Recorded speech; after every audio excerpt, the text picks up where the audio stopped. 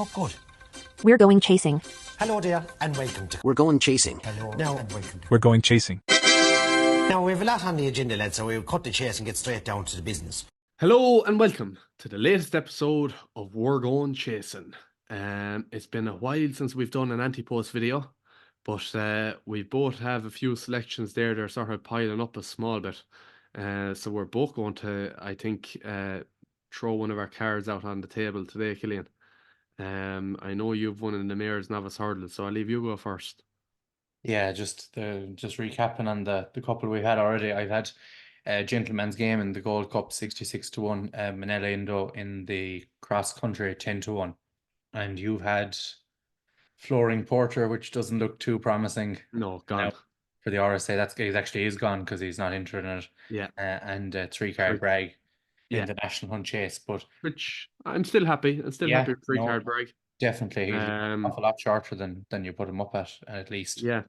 Yeah, and I think he'll shorten up again still because he'll probably be Gordon's first string. It looks like that way for the race. So that alone will bring him shorter there as we get closer to the race. And he does look like a staying type.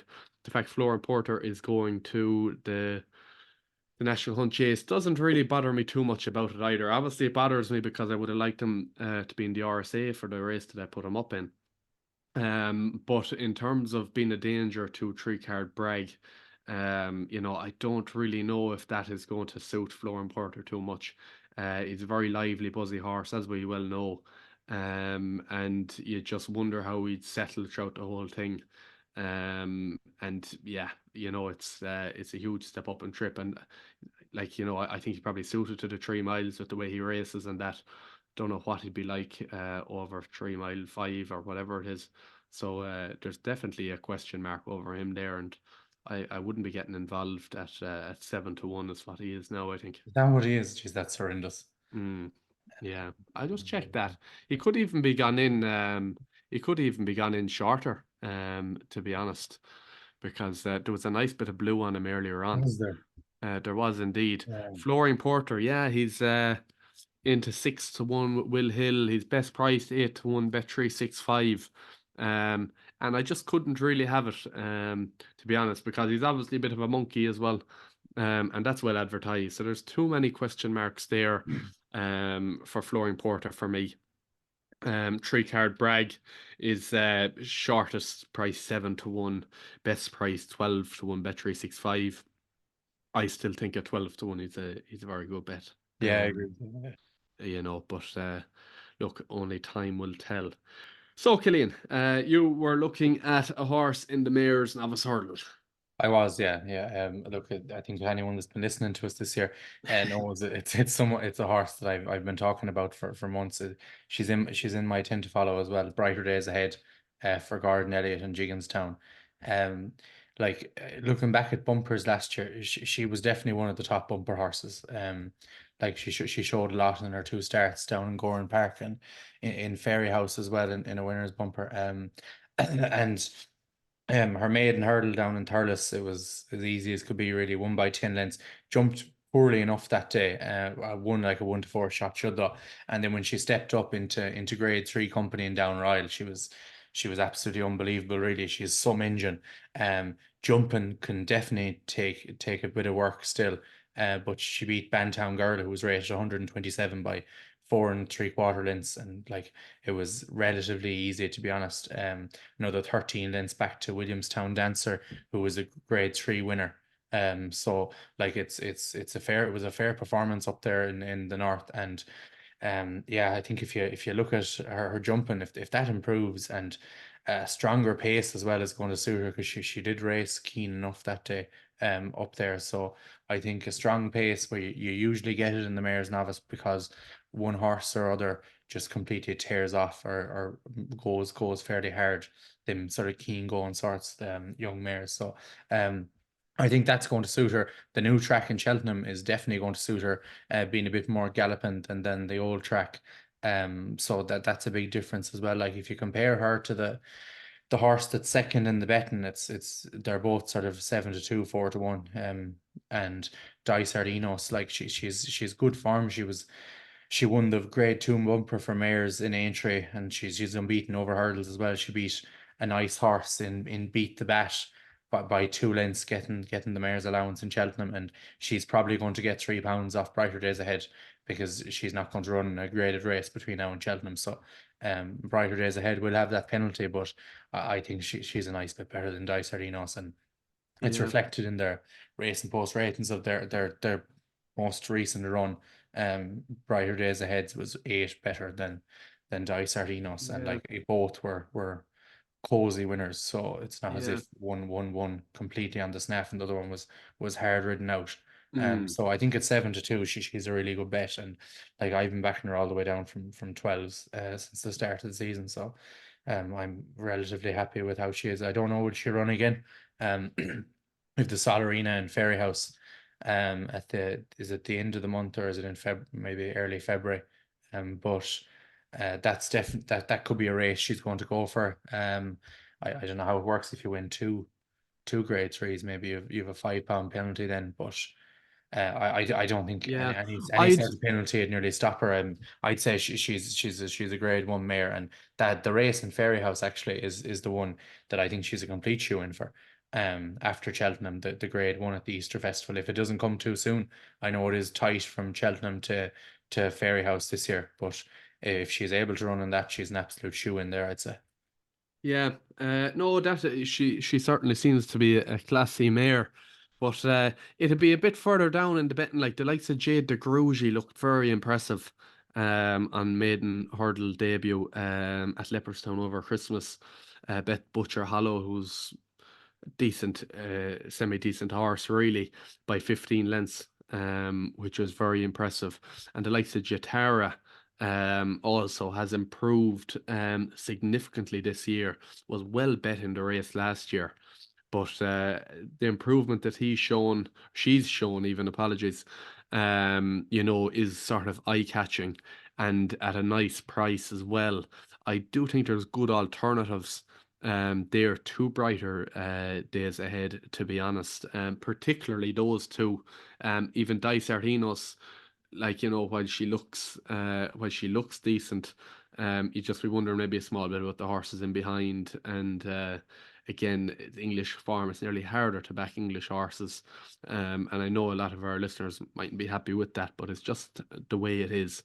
Really, when we're calling a spade a spade. But I do agree, Brighter Days Ahead has looked extremely classy. She's clearly the best farm in the race. I know that Yeah, Jagruji has only had one run. had one run, but Jatara's had plenty of runs, and the Brighter Days Ahead farm is miles clear of that in my eyes. And like I think she goes off a relatively short price. I think depending how the Ireland versus England is going at this stage, I think Dicer Enos and her both go off sort of sub 5-2. Um, Yeah, I don't know. I think the Jatara farm there over Christmas too in the grade 3 is quite impressive. Pink in the Park bet 7 lengths. Risk Bell, Tell Me Something Girl there too, back and forth. That's no bad race, and she is a good price. But she's been there and she's failed miserably too. So yeah, that's probably, she's definitely a better horse this year than she was last year. But yeah. I don't know. I just can't see it, to be honest. Yeah, yeah, very, very fair. But the very best to look with that anyway. Moving on to my horse, I'm actually looking at one in the Jade de Grugy colours, another mare. But this time I'm looking at the Triumph Hurdle, in the name of Cargis.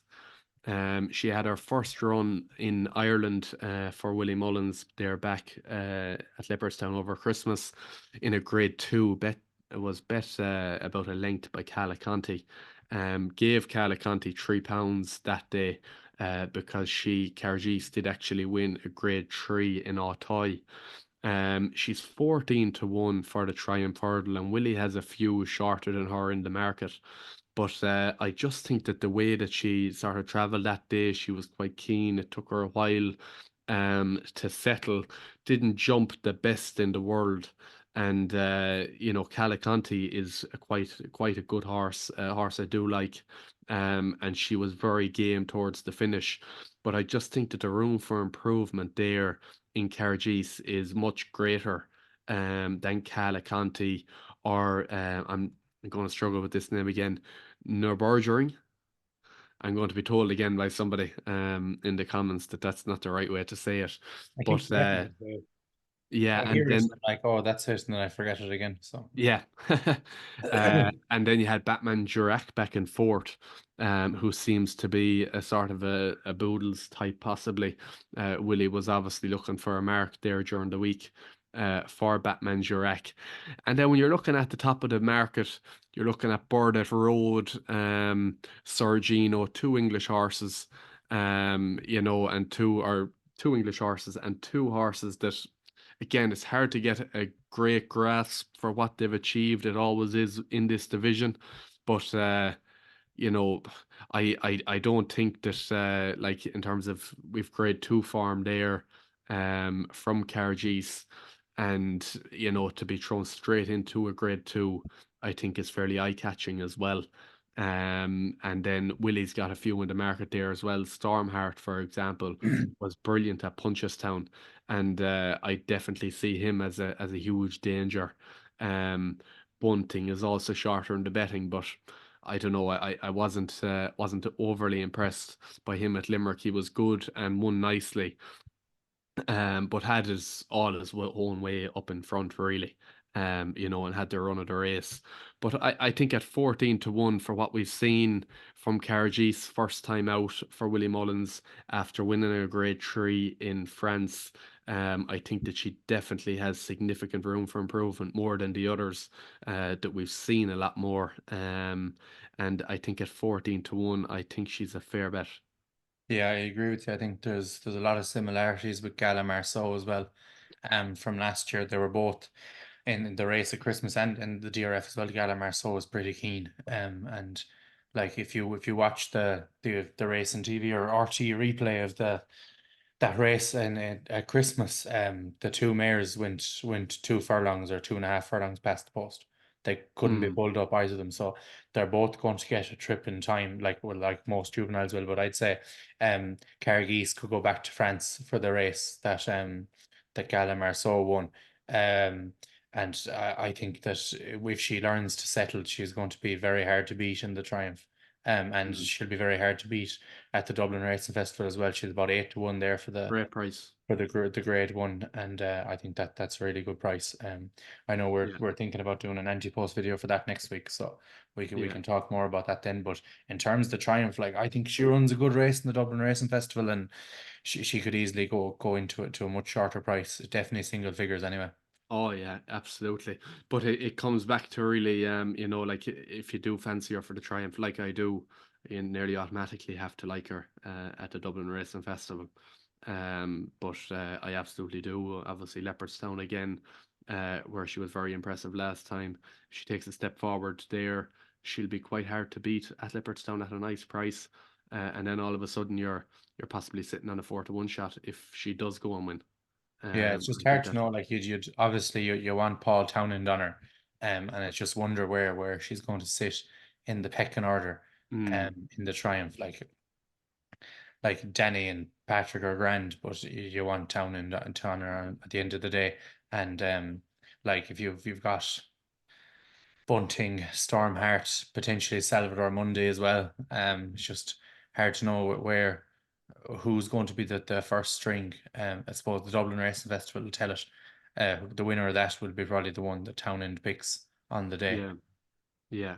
Well, yeah, Stormheart is 2-1 favourite at Yeah. Leopardstown. So, Well, he'll um, be he'll be on him at yeah, you'd Leopardstown. Danny expect. will be on at Yeah, Carnegie again. Yeah. yeah, you'd expect that. But yeah, look, that's another selection for both of us, anyhow. You're probably a small bit happier with your bunch at the moment than I am.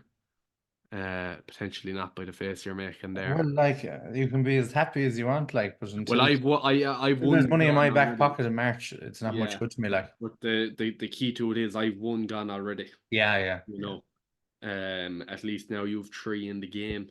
yeah, I have two in the game now, but quite happy with the two I have. And if Carrigeese can run a good race at Leopardstown, I'd be happier again yeah.